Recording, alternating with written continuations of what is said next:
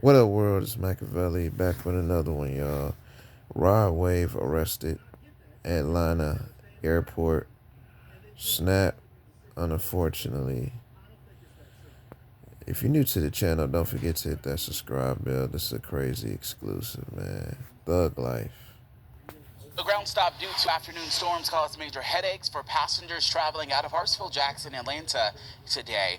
That and FAA flight restrictions and reductions contributed to the more than 500 flights delayed there. Let's get out to Fox 5's Annie Mapp, who's live at the airport with details. Now, I know it might be empty behind you, but a lot of that headache is happening on the other side of security, Annie. Yeah, Eric, it's definitely been chaotic here. That ground stop happened just right before 3 this afternoon and lasted about an hour. And as you mentioned, it did contribute to the hundreds of flights that have been affected here today. What we don't know is which flights were affected due to weather and which were due to the FAA's flight reduction order. Now, as of for this evening, 536 flights had been delayed, with 133 canceled here at Hartsfield Jackson. That's in comparison to the 87 flights canceled Friday and 522 delayed. Now, most of the flights affected here today are Delta flights, with 383 of those delayed and 72 canceled. Again, these numbers being reported following the Federal Aviation Administration's recent announcement that air traffic will be reduced by 10% across the country's major airports. Now, this to help with operations due to staffing shortages faced by the government shutdown, as unpaid workers have been missing work. We spoke to one traveler who shares his flight to Florida was delayed more than 6 hours. Somebody's not getting paid. I don't mind the small inconvenience that I have, 5 hours, 10 hours, 2 days, it doesn't matter. The most important thing is that people are depending on a paycheck. The people can be homeless overnight, and you really don't want that. So a little inconvenience, I can deal with that. And right now, as you can see, security checkpoint lines aren't looking too bad, but travelers are still being asked to get to the airport early in case of potential slowdowns. For now, reporting live at the airport, Annie Mapp, Fox 5 News. Yeah, Annie, just before you go, this is happening all across the country. I have a friend in California. They canceled his flight for Monday on Friday. Other people just trying to get to where they want to go. We'll check back with you later tonight. All right, well, our other big story, the battle over SNAP funding has hit another roadblock. Overnight, the Supreme Court granted the Trump administration's appeal to temporarily block an order to fully fund SNAP payments. Thursday, a judge gave the administration until Friday to make those payments, but the Supreme Court says the First Circuit Court needs time to review the order.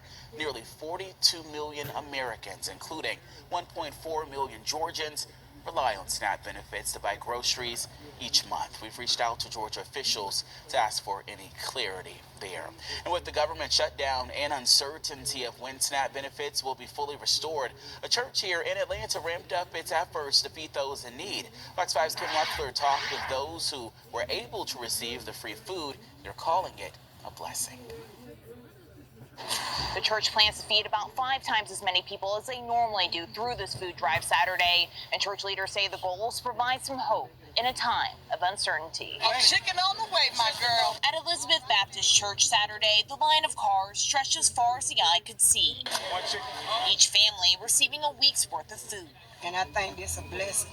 Daphne Greer is one of over 1 million people in Georgia who receive SNAP benefits. She says getting this food gives her peace of mind as she waits for payments to be fully restored. They give me peace. I can wake up and I got a meal to eat.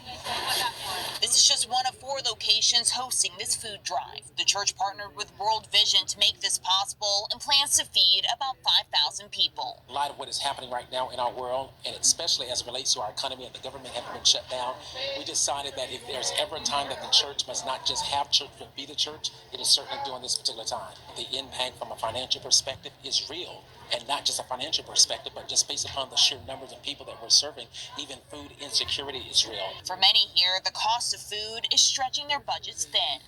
What I used to pay for $50 is now like 100 or more. And Pastor Oliver hopes everyone who got food Saturday leaves with more than just their next meal, but also with faith and optimism about what's next. He says they also are expanding their food pantry hours during this time to continue to support anyone in need. My message is a message of hope It is a message of faith. It is a message even to those that have, that it is our time to step up. We'll have more information about additional ways to get free food through the church here posted for you on our website, fox5atlanta.com. In Atlanta, Kim Luffler, Fox 5 News. All right, Kim, thanks so much. And if you or your family, you're in need during this shutdown, you need some support, we have a list of resources on our website. We invite you to head to fox5atlanta.com. All right, some other big stories we are following. New at 6, Atlanta police have arrested rapper Rod Wave on drug and weapons charges. Jail records show the 26-year-old, whose real name is Rodarius Green, was booked into the Fulton County Jail yesterday. Fox 5 has reached out to APD for more information about what led to the rapper's arrest. Green has had several previous arrests, including one earlier this year in Fulton County. Let's take you to DeKalb County, where a woman is behind bars accused of shooting a man after some sort of domestic dispute. We're told this happened around 8 last night at a home on Tree Hills Parkway. Police say the woman and a man got into some sort of a fight, which then led to the shooting. Medics rushed the victim to the hospital. We're told he's in critical condition. 32-year-old Jemiah Salalite faces aggravated assault charges. She's behind bars in DeKalb County. Another domestic dispute ending with a stabbing, this in northwest Atlanta. Police say a woman is in custody after it happened earlier this morning at an apartment on Peachtree Street. Police say the man hit the woman ran, and then when he started chasing after her, she stabbed him. The man was taken to Grady Hospital. Loved ones came together last night to honor a man who police say was killed by his own father. That happened last Thursday in a condo complex on Far Road in Buckhead. Investigators say Durante Tolliver showed up to the complex to break up an argument between his son and the son's girlfriend. Police say they were already outside responding to that dispute when they say they heard the gunfire and found Durante Schofield dead. Those who knew the 32-year-old came together in Decatur to remember him. I hate that this happened and that he was gone too soon to see how many people really loved him. He was a great father. He was a hard-working person. On top of murder charges, Tolliver also faces charges of aggravated assault and gun charges. 1 in 8 Americans who rely on SNAP are feeling uncertain due to the government shutdown. Many are wondering just how they're going to feed their family, especially as we approach the holidays. Fox 5's Larry Spruill is live in DeKalb County. Larry, you talked to a grandmother. You know, we hear so much, but this really puts a face with the story. Yeah, Eric, she needs SNAP to feed her family and her grandchildren. She lives here in DeKalb County, and she recently lost her son, so now she has to feed her grandson as well. Now, this is one of many stories